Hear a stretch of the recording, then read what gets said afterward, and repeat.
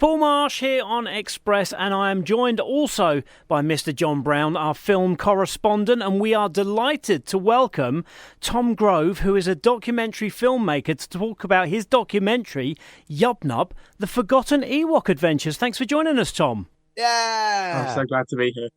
I'm glad to be here. Right, so let's just start with the local aspect. Of course, you're from literally just up the road in Havant, aren't you? Yes, exactly. Tell us a little bit about your background. How did you get into films? How did you get in documentaries? Did you go to sort of college and university locally? Tell us a little bit about your background. Well, if we start back many moons ago, even though I'm 21, I've always been sort of like interested in like movies and sort of like TV and all that stuff. But mainly it was my dad who's really sort of put me into this sort of world of sort of films. And I probably watched too many sort of like horror films way too young. And that was one thing what started my love of films. But I went on to college and studied media, film and TV and media for about 3 years. And there's a bit of a funny story there because none of the lecturers kind of like liked me, I think, because I was too sort of pushing it back. Sort of like they say do this, I say no, I don't want to do that. I want to do this, and it was a sort of push and pull I had with them. And I last year I won a I made a documentary about King Kong, and I won best documentary at a horror awards. And that this King Kong documentary was initially like a short film I made for college, and I was told by my lecturers that it wasn't very good and it won't work. But then I Mhm. made it feature length, and then it got a best documentary award. So that's sort of how things sort of started slowly. I love that. Do you know what that is? I mean, I think myself and John can both relate to being told numerous times by numerous people throughout our lives, that's not good enough. That won't work. You can't do that. To then go off and do it yourself and find out you have a lot of success with something. Exactly, yeah. But the funny thing was because I was going to him, sort of saying, I'm thinking about doing this documentary for my final piece. It's going to be about 25 minutes, a short documentary sort of thing, what you see on the news, just covering it sort of thing. But then I got a message from the nephew of the man who directed the original King Kong saying he Hmm. wants to be a part of it. And I go to my lecturer and be like, look, I've managed to get this. I'm doing it. So I'm going to go against your sort of teachings and do what I want to do because I've managed to bag an interview like this. Essentially tell you that you couldn't do it or it wasn't possible. Yeah, they because we had to do a pitch sort of to the two lecturers to sort of make it seem a bit more professional, but it wasn't. Sort of make a PowerPoint and then make it seem like I'm talking to like a film producer or a head of a Mhm. company sort of thing. It was a bit awkward, but then I was sort of explaining what I was trying to do, and they weren't really grasping what I was trying to say to them. But then I Mm. said about I got this interview, and they seemed slightly more interested. But the funny thing is, I say to a lot of people I speak to, the two film lectures I had, they teached film, but they didn't know about film. What Mm. annoyed me because there was one element where about for 2 weeks we had like a horror history 101 sort Mm. of like lessons, and I'm like such a horror nerd, and then my lecture's sort of talking about like Halloween, John Carpenter, Jamie Lee Curtis, saying like Halloween was like the first slasher horror movie, and I'm sitting back thinking, do I be that person and be like, hang on, no, it wasn't. And then be like, actually, if you go back, Agatha Christie books, if you go back, technically, that Mm. was like the first slasher sort of Yeah. murder mystery stuff. And then you get into Psycho and then Mhm. all that sort of stuff. Hitchcock. Yeah, for sure. How did it feel when you actually went up there and won that award? It was a weird situation because this awards show is in America and there was no feasible way for me to get there. Mm. And so I had to watch as like the listing sort of came through on this like live stream thing, and I was watching it, and I was up against other documentaries that had actual money and companies behind them. And this documentary was literally made in my parents' house on a laptop when I was 19, and somehow it won Best Documentary. And it was up against like a documentary called In Search of Darkness, which is like interviews with like some of the top dogs within like horror films, like John Carpenter, Robert Englund, who plays Freddy Krueger, and Mm. like all the people you would expect who were in horror films were interviewed for this documentary. And that came second, and I came first. And I'm just bewildered with how it actually won. Amazing, absolutely amazing. Well, congratulations on that, because that in itself is Thank is you. just amazing. So tell us about Yub Nub, the Forgotten Ewok Adventures. What made you, obviously you're a big Star Wars fan, what made you want to go and make this your next project?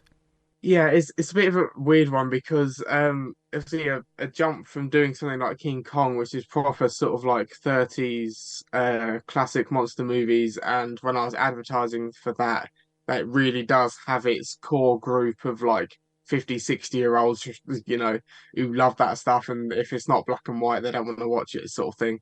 And I really targeted that. But then with this Yub Nub, um, it's weird because you would think Star Wars, everyone likes Star Wars, or even if they don't, they know what it is. But Hmm. with this documentary, because it's about the Ewok films, no one Hmm. really knows they exist. People who know, and people who don't have no idea they exist. And it's really hard to like try to explain what it is. But about the beginning of the year, I contacted Eric Walker, who's the star of the first Ewok film, and said, I see you're going to be signing at a convention in London called London Film and Comic Con, and I'm going to that convention anyway just to get things signed. Would I be able to follow you around, sort of slightly stalk you, and like film you at the Comic Con, like doing stuff, like doing like photo shoots, having talks, talk as people, and sort of signing bits? And he said yes. So in from then to now, I've filmed him in Comic Con, and it was a great experience. And I've managed to get so many people who worked on both of these Ewok films interviewed. Like so many people who played the Ewoks and other cast members. I got the composer, and I even managed to get Warwick Davis interviewed. Well, not interviewed just yet, but he said yes, so that's something. Why those? Because I'm assuming it kind of focuses around those two films in particular. Is that right? Is it just the two Yeah, movies? just the two Ewok, What? Caravan of Courage and Battle for Endor. That's the one. So what? And see, now I know about those movies. I had those on VHS, right? Yeah. And why those two movies in particular? And what was it about those two kind of almost they're not lost films, are they? But because I guess they're on Disney Plus now, right? But they're kind of Yeah. lost, aren't they? In that they're the most forgotten about, almost like the holiday special, which we don't talk about in a good way, No. right? But why those two Yeah. movies? It's weird. Well, you just mentioned the holiday special, and the holiday special is awful, but it's got a charm because of how bad it is. But these two Ewok films, they're not the best, but they're decently made. They're not awful like the holiday special. Yeah. And that's what I want to try and do with this documentary, sort of show that these two films actually exist and they actually have a real good charm to them. Like one of the people I interviewed, Kevin Thompson, who played one of the Ewoks, he played an Ewok in Return of the Jedi and an Ewok in both films. He reprised his role. He said watching these films now, it's like watching like the Rudolph the Red-Nosed Reindeer and the Grinch, like Christmas specials. Like they're for children. They're not meant to be like high art. They're not meant to be the Empire Strikes Back of Star Wars. Like the Empire Strikes Back is like the top standard of Star Wars, and then you got the Ewok movies at the bottom. They're not bad, but they're not meant to be for sort of grown-ups. How did it feel? I mean, I should go on record. We sort of spoke about this before we actually started the interview. I know Star Wars. I like the vast majority of it. I've seen all of the main movies and everything, but I'm not a super fan. So I did not know that these films existed. John did. I didn't. That shows our level where we're at. You know, John's there and I'm kind of in the middle somewhere. But how did it feel to be given all of this footage from Eric and sort of say, yes, go ahead and start this project? Yeah, it was a weird one because being such a fan of Star Wars and Eric, suddenly turning around saying, yes, I want to be filmed for this documentary and help you make it. but also I've got loads of behind the scenes footage and stills that you can use for your film. And he sent me this massive file with like thousands of pictures and hundreds of videos. And so many of the videos you see young Eric Walker and young Warwick Davis, who are both about like 11, 12, Mm. talking to George Lucas. And George Lucas is there, like directing them. And then obviously George Lucas looks so young as well. What's the plan now? You're essentially making the film at the moment. You're putting the film together. I understand is there a Kickstarter surrounding it as well? Is that right? Yeah, there's the Kickstarter, and that's the sort of thing I'm trying to push at the moment, the Kickstarter, because we're trying to raise funds to then actually pay for more things.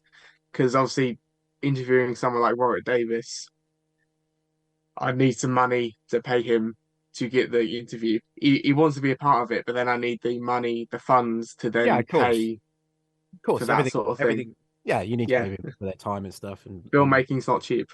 no, not at all. Not at all. So if people were listening and they wanted to get involved, especially those, and I'm sure within this community, I'm sure you've met them within this community, there are fans of Star Wars, but particularly there are huge fans of those two particular films and Ewoks in general. How would someone get involved? How would they support you? What can they do? Well, obviously the main thing is we're looking to raise the funds for the film. So it's about 30,000 we're looking to raise. So literally, if you just search up online Kickstarter, Yub Nub, the Forgotten Ewok Adventures, Mhm. you can find it on Kickstarter, and on there you will find like 4 to 5 different tiers of different prices you can have, or you can put in whatever you want. Sort of, if you want to put £1 in, you can put £1 in. But then if Mhm. you want to pay a bit extra, you can pay a bit extra, and if you pay about £100, you get a load of extras. Mhm. You get sent a copy of the film. You get an audio commentary of me and Eric Walker and the composer. You Mhm. get posters. You get behind the scenes stills, prints, little prints of that. You get tote bags, t-shirts. You get loads of stuff. Mhm. This sounds like something every Star Wars fan should really, really get involved in, right? Because it sounds as though not only are you going to get to see something that you possibly thought you were never going to see, but also it sounds like you can be a part of it. Which, you know, if you're into the, you know, if Star Wars the universe is that big a part of your life, this sounds like something you have to be involved in. So I've got a two-part question for you. One, with the obviously the £30,000 goal that you're looking for, is there like a cut-off date? Is there, you know, or is this kind of you'll get it when you get it? And then the second part of the question is, what is the final aim with the documentary? The cut-off point is, I believe it's the first week of December. The Kickstarter sort of ends.